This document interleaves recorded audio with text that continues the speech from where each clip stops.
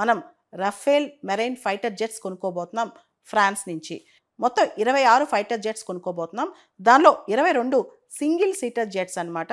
అవి air craft carriers నుంచి ఏదైతే నేవల్ షిప్స్ నుంచి ఆపరేట్ చేయొచ్చో వాటి మీద నుంచి వాటిని లాంచ్ చేయొచ్చు అనమాట. మనకు తెలుసు మొత్తం ఈ ప్రొక్యూర్మెంట్ ఇప్పుడైతే సెంటర్ ఏదైతే ప్రొక్యూర్ చేసుకుంటుందో రఫేల్ మెరైన్ జెట్స్ అనేవి మనం నేవీ కోసం, ఇండియన్ నేవీ అంటే షిప్స్ మీద నుంచి లాంచ్ చేయడానికి అనమాట. మనకి ఇండిజినస్గా దేశీయంగా తయారు చేసుకున్న ఐఎన్ఎస్ విక్రాంత్ మీద నుంచి కానీ, లేదా మనం రష్యా నుంచి కొనుక్కొచ్చుకున్నాం ఐఎన్ఎస్ విక్రమాదిత్య, దాని మీద నుంచి కానీ ఇవి లాంచ్ చేయొచ్చు అనమాట.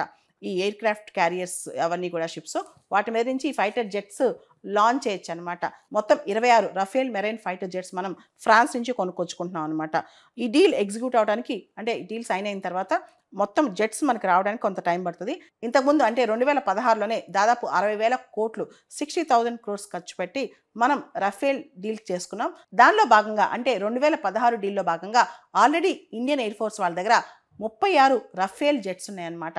ఇప్పుడు మళ్ళీ మనం కొత్తగా ఇంకొక 26 కొనుక్కొచ్చుకుంటున్నాం. ఇది ఎక్స్క్లూజివ్గా ఇండియన్ నేవీ కోసం కొనుక్కొచ్చుకుంటున్నాం అనమాట. ఆల్రెడీ జూలై 13, 2023లో మన డిఫెన్స్ అక్విజిషన్ కౌన్సిల్ వాళ్ళు, అంటే డిఫెన్స్ మినిస్టర్ రాజ్నాథ్ సింగ్ అధ్యక్షతన డిఫెన్స్ అక్విజిషన్ కౌన్సిల్ వాళ్ళు ఇలా రఫేల్ జెట్స్ ఇంకా ఎక్కువ కొనుక్కోవడానికి అప్రూవల్ ఇచ్చారనమాట.